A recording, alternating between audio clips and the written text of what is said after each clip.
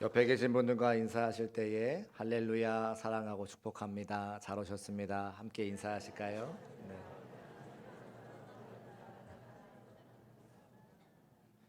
2층에 많이 덥죠? 문을 좀 열어 놓으시면 찬바람이 좀 들어올 것 같습니다. 네. 뜨거운 바람은 위에 올라가게 돼 있으니까 2층 좀 더울 때는 이렇게 자율적으로 문 열어 주셔도 괜찮을 것 같습니다. 저희 어머니 이야기를 좀 하고 말씀을 전하려고 하는데요.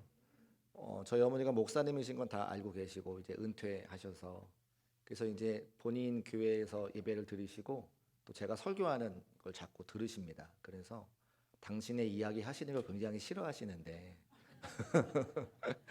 제가 오늘은 요 본문이 나올 때 여호수아 6장 말씀으로 제가 설교를 할 때 꼭 이 예화를 제가 쓰는 것 같습니다. 어머니가 집사님 시절에 이제 신앙생활 하실 때 일인데 섬기시던 교회에서 부흥회를 했습니다. 부흥회 강사님이 오셔서 은혜의 말씀 전하시는데 이 여호수아 6장에 있는 본문을 가지고 하나님의 말씀을 증거하시는 거죠. 당시 저희가 목장을 했기 때문에 소를 키우기 위해서는 사료와 더불어 풀을 좀 베서 풀도 소의 먹이로 먹여야 되는데 들판에 풀이 많지 않기 때문에 풀을 심어서 이제 그 소의 먹이로 사용합니다. 그러니까 땅이 필요한 거죠. 그런데 땅이 없어서 어머니가 고민하시다가 이 말씀을 딱 듣고 부흥회 때 말씀을 듣고 그렇지 나도 이스라엘 백성들처럼 여리고성을 돈 다음에 하나님께서 여리고성을 무너뜨리셨으니까 내가 필요한 땅을 걸으면 믿음 가지고 걸으면 하나님께서 땅을 주시겠거니 라고 하는 믿음이 생기셨답니다. 그래서 원하시는 만큼 땅을 걷기 시작했는데 이스라엘 백성들은 하나님께서 선택하신 선민이니까 7번만 돌면 될 것 같은데 어머니께서는 당시에 믿음이 연약하신 터라 7번 가지고는 안 될 것 같아서 7번에 7번 몇 번이죠? 49번. 근데 49번이 50에 하나 덜 하잖아요. 그러니까 50번은 돌아야 되겠다 결심하시고 하루에 한 바퀴씩 50일을 도시는 겁니다.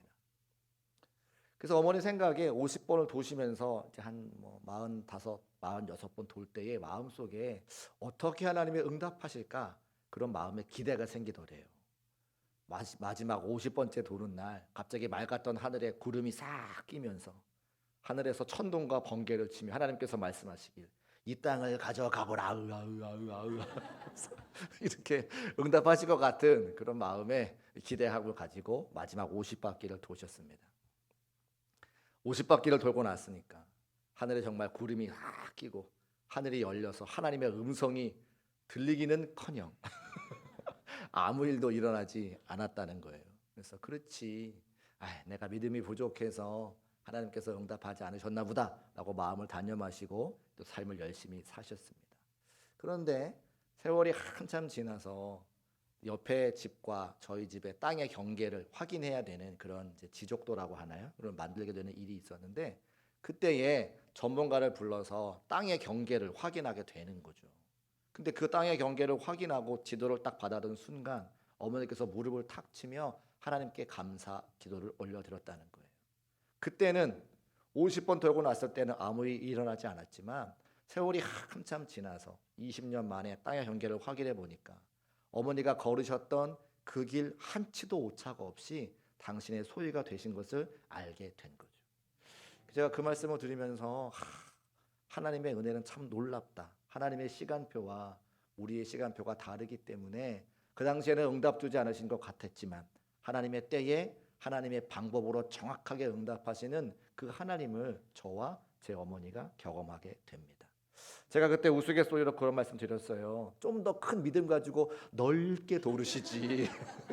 왜 그만큼만 도셔가지고 그랬는가 이제 그런 우스갯소리를 들었습니다만 제가 왜 이 말씀을 드리냐면 때로는 성경을 글자 그대로 믿는 것이 어리석어 보일 때가 있습니다.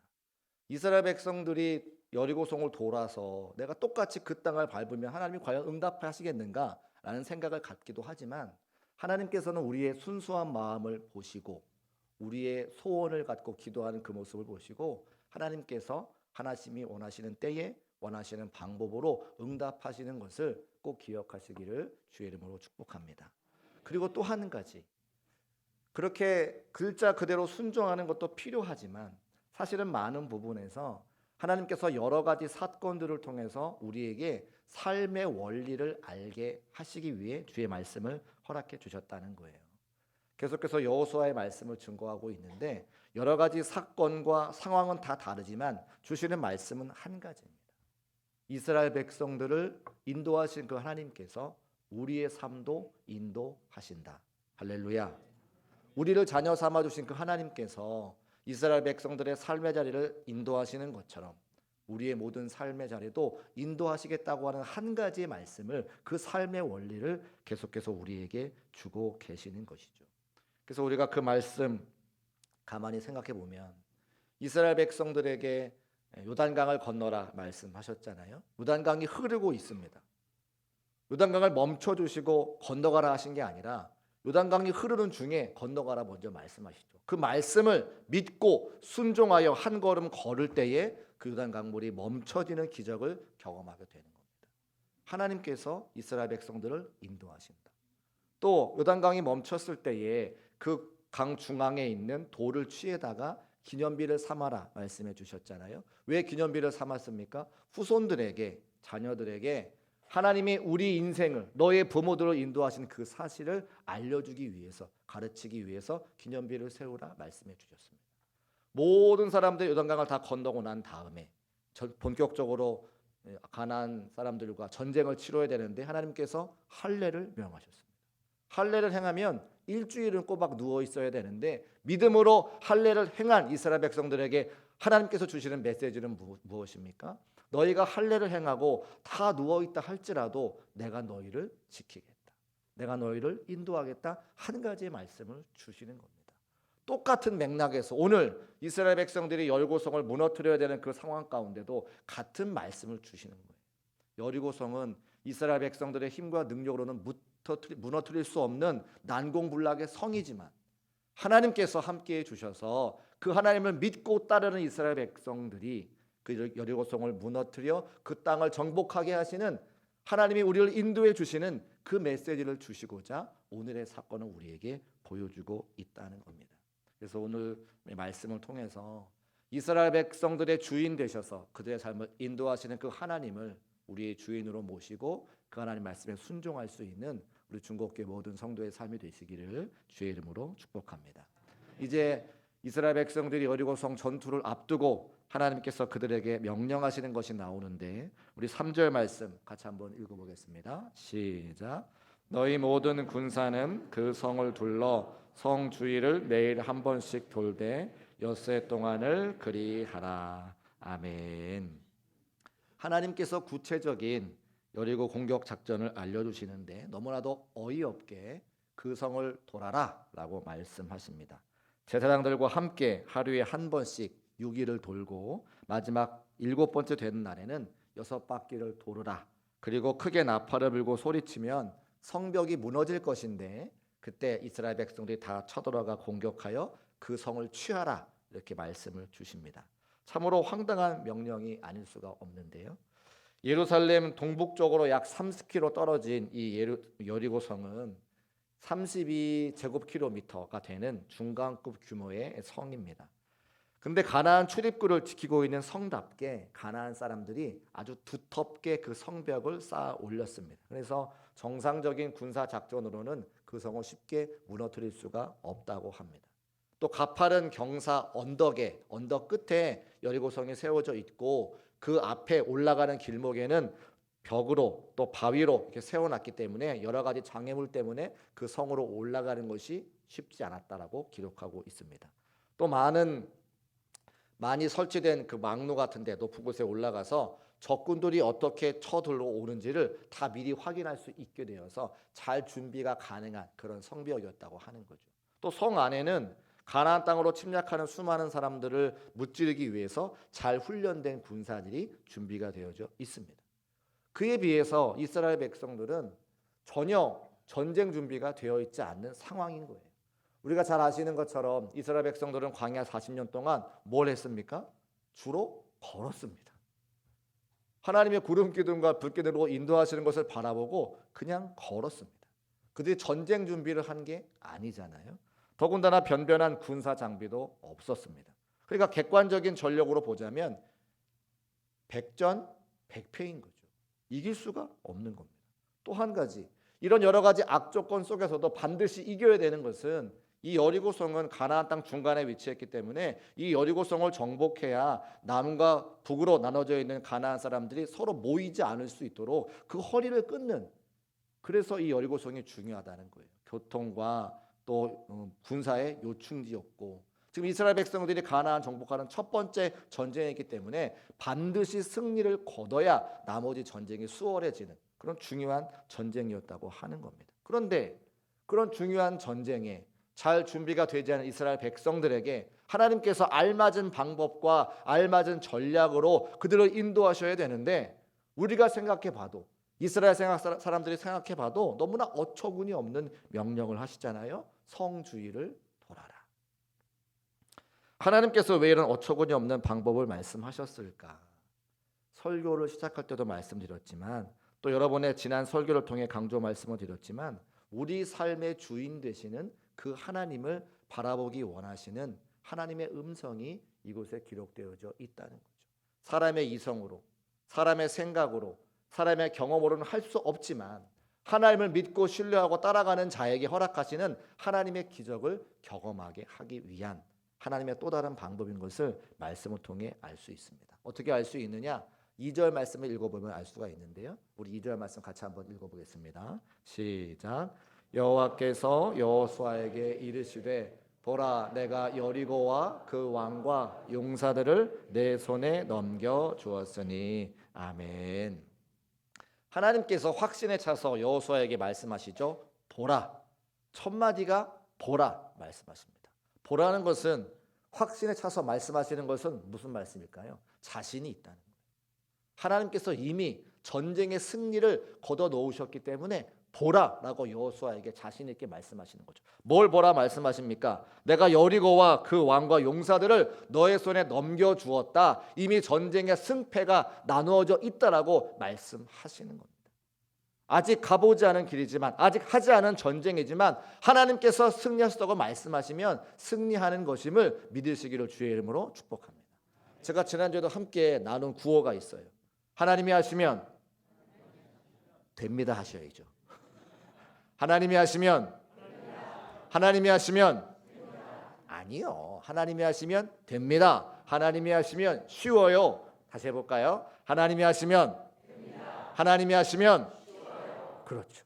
하나님이 하시면 되는 거고, 하나님이 하시면 쉬운데 우리 생각과 우리 힘으로 하려니까 안 되고 어려운 거잖아요. 오늘 말씀하시죠. 보라, 내가 여리고와 여리고 성과 그 백성들 다 너희 손에 벌써 넘겨주었다. 저 넘겨주었다고 하는 단어가 나타띠라고 하는 단어인데요, 시제가 현재 완료라고 하는 시제가 쓰였습니다. 그건 뭐냐면 이미 이루어졌다는 거예요. 전쟁하지 않았지만, 여리고 성을 돌지 않았지만 이미 하나님께서 그 승리를 만들어 놓으셨다라고 말씀하고 여리고 성으로 여호수아를 이끌어가고 계시는 것을 확인할 수가 있습니다. 또 하나, 6장 말씀을 가만히 읽어보면 이 전쟁의 결과는 뭐냐면 여리고 성이 무너지고 그 여리고 성을 정복하는 것이 원하는 결과입니다. 근데 그 결과가 20절의 한 절로 짧게 기록이 되어져 있고 1절부터 19절까지 많은 분량이 어떻게 이스라엘 백성들이 순종했는지가 나와 있는 거예요. 그러니까 결과는 조금이고 그 과정은 길게 기록이 되어져 있습니다. 그러면 하나님께서 성경을 읽는 저와 여러분들이 결과를 보기 원하시는 겁니까? 과정을 보기 원하시는 겁니까? 과정을 보기 원하시는 거죠. 과정을 강조해 놨기 때문에 이 성이 무너지는 결과보다는 그 결과를 이루는 과정을 더 주의 깊게 보라고 우리에게 지면을 할애하신 거잖아요. 우리 20절 말씀 그 결과를 한번 보겠습니다. 시작. 이에 백성은 외치고 제사장들은 나팔을 불매 백성이 나팔 소리를 들을 때에 크게 소리질러 외치니 성벽이 무너져 내린지라. 백성이 각기 앞으로 나아가 그 성에 들어가서 그 성을 점령하고. 아멘. 이것이 이스라엘 백성들이 원하는 여리고 성이 무너지는 결과인데 1절만 기록이 되어져 있어요. 그 결과도 중요하지만 이스라엘 백성들의 순종하는 그 과정을 하나님께서 많은 지면을 할애해서 우리에게 증거하고 계시는 것이죠. 그러니까 지난주에 설교 말씀드린 것처럼 이스라엘 군대 대장으로 오신 그 하나님을 우리 삶의 주인으로 모시고 그 하나님을 믿고 따르기를 원하는 하나님의 그 메시지가 오늘 여호수아 6장에 기록되어져 있다는 겁니다. 다른 것 주인 삼지 않고 하나님 한 분만 여러분의 주인으로 모시는 우리 중국교회 모든 성도의 삶이 되시기를 주의 이름으로 축복합니다. 그 다짐을 하는 이스라엘 백성들에게 하나님께서 두 가지를 말씀하십니다. 그 두 가지를 말씀드리고 함께 결단하며 기도하기를 원하는데요. 첫 번째는 10절 말씀에 기록되어 있는데 같이 한번 10절 말씀 읽어보겠습니다. 시작. 여호수아가 백성에게 명령하여 이르되 외치지 말며 너희 음성을 들리게 하지 말며 너희 입에서 아무 말도 내지 말라. 그리하다가 내가 너희에게 명령하여 외치라 하는 날에 외칠지어다 하고. 아멘. 같이 한번 따라 하실까요? 침묵하라. 하나님께서 이스라엘 백성들에게 첫 번째로는 침묵하라 말씀하십니다. 왜 너희 입에서 아무 말도 내지 말라고 말씀하셨을까? 사람은 근본적으로 불만과 불평이 많은 존재입니다. 그 불만과 불평의 원인을 가만히 생각해 보면 불신에서부터 오는 거죠. 하나님을 정확하게 신뢰하지 못하기 때문에, 하나님을 불신하기 때문에 원만과 불평이 쏟아지는 거예요. 그러니까 하나님께서 여리고성을 돌라고 하는 것도 이스라엘 백성들에게 침묵하라 명하지 않으셨으면 5만 가지 불평과 불만이 쏟아져 나왔을 겁니다. 우리도 그 여리고성을 무너뜨리는데 전쟁의 기술과 전략을 말씀하시는 것이 아니라 그저 돌라고 말씀하시니 누가 그 말씀에 순종할 수 있을까? 이런 생각을 마음 가운데 할 수 있다는 거예요. 도대체 이게 무슨 전략이냐? 이런 작전이 성공할 리가 없지. 우리를 비웃고 있는 저 여리고 놈들을 좀 쳐다보아라. 이 여호수아 겁쟁이, 이런 불만들이 막 쏟아 나올 텐데 하나님께서 그것을 알고 계시기 때문에 침묵하라, 말하지 말라, 그리고 그저 돌기만 하라 말씀해 주신다고 하는 거죠. 요한복음에 보면 가나의 혼인잔치 사건이 나옵니다. 예수님께서 공생애를 시작하시면서 첫 번째로 기적을 베푸셨던 그 사건이기 때문에 모든 공간복음서에 나와 있습니다. 예수님의 가나의 혼인잔치 초대받아서 손님으로 가시게 되었는데 이스라엘 백성들은 포도주를 굉장히 중요하게 생각하거든요. 어느 정도냐면 결혼식 잔치에 신랑이 혹시 오지 않아도, 신부가 혹시 오지 않아도 포도주가 빠지면 안 된다고 생각을 할 정도로 포도주가 잔치에 굉장히 중요합니다. 그런데 예수님께 초대받은 그 혼인 잔치에 포도주가 똑 떨어져 버렸습니다. 예수님의 어머니 마리아께서 예수님께 포도주가 떨어졌다 이렇게 말씀을 하시잖아요. 예수님께서 정색을 하시면서 여자여 나와 무슨 상관이 있나이까 내 때가 아직 이르지 아니하였다고 대답을 하십니다. 근데 그 거절 속에는 예수님께서 하시는 메시지가 있는 거예요. 나는 육신을 위해서 온 것이 아니라 이 땅의 많은 사람들을 구원하기 위해서 이 땅에 왔기 때문에 포도주를 만드는 것은 나와 상관이 없다, 이런 말씀을 주시는 거죠. 그런데도 예수님께서는 그 잔치가 중단될 위기를 보시고 물을 바꾸어 포도주로 만들어 주셨습니다. 그러니까 그 사건은 예수님께서 예수님의 어머니 마리아의 요청에 응답하신 것이 아니라 물을 포도주로 바꿔서 이 포도주를 마시는 사람마다 하나님의 구원의 역사에 동참하게 될 것을 우리에게 미리 예표하시는 사건이라는 거예요. 우리가 성만 찬양할 때 뭘 마십니까? 포도주를 마시죠. 포도주를 마시면서 예수님의 피를 마신다고 우리가 생각하잖아요. 마찬가지로 예수님께서 물을 포도주로 만드시사 그 잔치에 참여한 모든 사람들이 기쁨을 누리는 것은 예수님께서 십자가에 돌아가셔서 그 구속의 피를 받아들이고 믿음으로 받아들이는 모든 사람들에게 구원의 역사를 허락하시겠다는 것을 미리 보여주시는 사건입니다. 그런데 그 기적의 현장에 그 비밀을 누가 경험하게 되느냐? 하인들이 경험하게 되는데, 하인들이 어떻게 그 기적을 경험하냐면 침묵했기 때문에 경험했다고 나와 있어요. 요한복음 2장 9절 말씀 화면에 올려주시고 같이 한번 읽어보겠습니다. 시작. 연회장은 어디서 났는지 알지 못하되 물 떠온 하인들은 알더라. 연회장이 신랑을 불러. 그 기적의 사건에 그 기적이 어떻게 되었는지를 누가 아는 거예요? 물 떠온 하인들은 안다는 거예요. 왜요? 그들이 침묵하며 순종했기 때문에. 하인들이 생각할 때에 무슨 생각을 했을까요? 예수님께서 물을 떠서 갖다 주어라 말씀하셨지 포도주를 갖다 주어라 말씀하지 않으셨거든요. 아니 지금 포도주가 떨어졌는데 왜 물을 갖다 주라고 그러시는 거야? 물이 포도주인가? 그리고 물을 갖다 주면 우리 주인한테 혼날 텐데. 근데 하인들이 어떠한 불평도 원망도 하지 않고 예수님의 말씀에 순종해서 물을 떠 열회당에 갖다 주었을 때에 갖다 주는 그 순간 물이 바뀌어 포도주로 변해서 그 기적을 누가 맛보았다는 거죠? 하인들이. 물 떠온 하인들이 알았다는 겁니다. 침묵하고 물 떠온 하인들은 하나님의 기적을 경험했다고 하는 거예요. 우리가 하나님의 거룩한 일을 감당할 때에 침묵하라 말씀하시는 것은 불평하지 말라, 원망하지 말라, 또 그 얘기를 바꿔 말씀드리면 하나님을 전적으로 신뢰하라 우리에게 말씀하고 계시는 겁니다.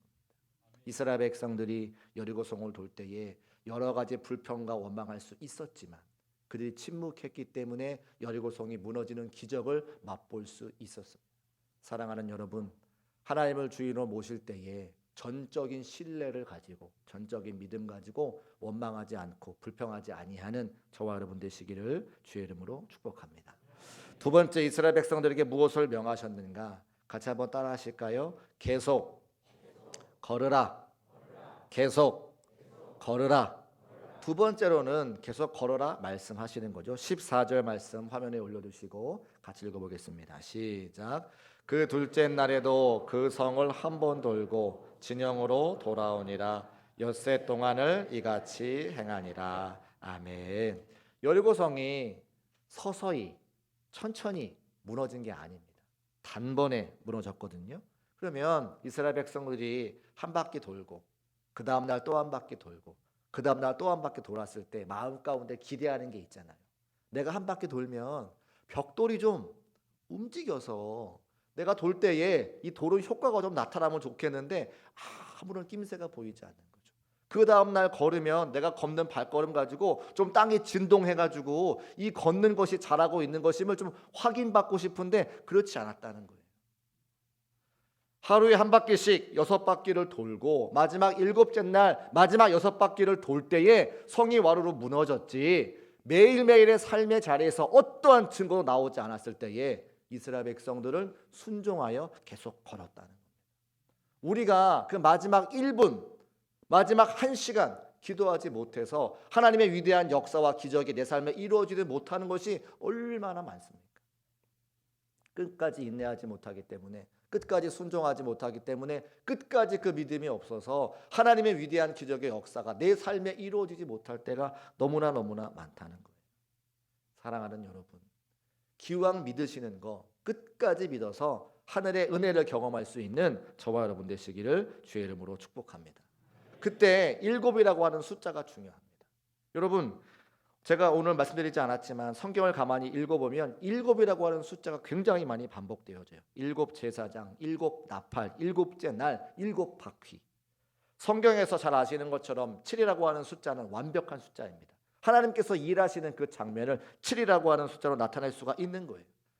하나님의 일은 하나님의 시간에 하나님의 방법으로 이루어지는 것을 우리가 알 수 있다는 거예요. 제가 저희 어머니 말씀을 드린 것처럼 그 당시에는 아무 일도 벌어지지 않았지만 세월이 지나고 보니까 하나님께서 정확하게 역사하신 것을 삶으로 고백할 수 있다는 거죠. 우리가 인내하고 신뢰하고 그 하나님을 주인으로 모시면 내 때가 아니라 내 방법이 아니라 하나님의 때에 하나님의 방법으로 응답하시는 그 주님이 우리의 아버지가 되신다고 하시는 겁니다. 이 말씀과 이 은혜가 저와 여러분의 삶에 가득하시기를 주의 이름으로 축복합니다. 제가 말씀을 쭉 묵상하면서 이 여리고성에 대해서 제가 생각을 해볼 때에 이 여리고성을 정복하는 과정에서 우리에게 주시는 하나님의 진짜 귀한 교훈 한 가지를 더불어 발견하게 됩니다. 하나님께서는 전능하신 분이기 때문에 사실은 한 말씀만 하셔도 여리고성이 무너지게 되어 있습니다. 믿으십니까? 하나님은 전능한 분이시니까 여리고성 무너지라 말씀 한마디시면 그냥 무너지게 돼 있는 거예요. 그런데 오랜 시간 동안 이스라엘 백성들이 걷게 하시고 순종하게 하시고 끝까지 여리고 이스라엘 백성들이 순종할 때까지 아무 일도 나타내지 않으셨어요. 그 성을 도우는 이스라엘 백성들이 마음 가운데 무슨 생각을 했을까? 하나님이 정말 원하시는 것은 여리고 성을 무너뜨리는 게 아니라 이스라엘 백성들의 마음 가운데 있는 불순종의 성을 무너뜨리시고 불신의 성을 무너뜨리기를 원하시는 것은 아니셨을까? 그런 생각을 제가 해볼 때였습니다. 근데 이스라엘 백성들의 모습이 사실은 우리의 모습과 크게 다르지 않잖아요. 하나님을 믿는다고 하면서도 끝까지 순종하지 못하고 끝까지 인내하지 못하고 끝까지 그 주님을 주인으로 모시지 못하는 우리 마음 가운데도 불순종과 불신의 여리고성이 있다는 거예요. 저에게도 있습니다. 하나님께서는 여호수아 6장의 말씀을 함께 나누게 하시면서 우리 가운데 있는 여리고성을 보게 하시는 거죠. 불신의 여리고성, 불만족의 여리고성, 불평과 원망의 여리고성. 오늘 이 말씀을 들으시고 함께 기도할 때에 하나님을 온전으로 주의를 모시기를 원한다면 내 마음 가운데 있는 여리고성을 다 무너뜨리고 온전히 하나님을 주인으로 모시고 하나님의 기적의 은혜를 경험할 수 있는 우리 중곡교회 모든 성도의 삶이 되시기를 주의 이름으로 축복합니다. 모두 자리에서 일어나셔서 함께 결단하며 찬송하고 기도하겠습니다.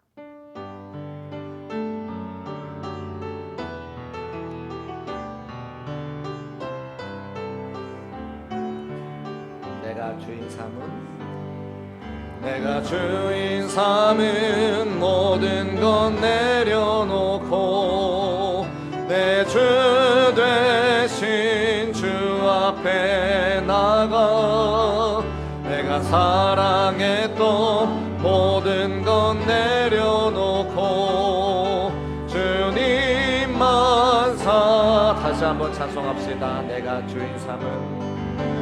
주인 삼은 모든 것 내려놓고 내 주 되신 주 앞에 나가 내가 사랑했던 모든 것 내려놓고 주님만 사랑해. 주 사랑 거친 풍랑에도 깊은 바다처럼 나를 잠잠케 해. 주 사랑 내 영혼의 반석 그 사랑 위에 다시 한번 찬송합시다. 내가 주인 삼은 모든 것 내려놓고 내 주 되신 주 앞에 나가 내가 사랑했던 모든 것 내려놓고 주님만 사랑해. 주 사랑 거친 풍랑에도 깊은 바다처럼 나를 잠잠케 해. 주 사랑 내 영혼의 반석 그 사랑 위에서 주 사랑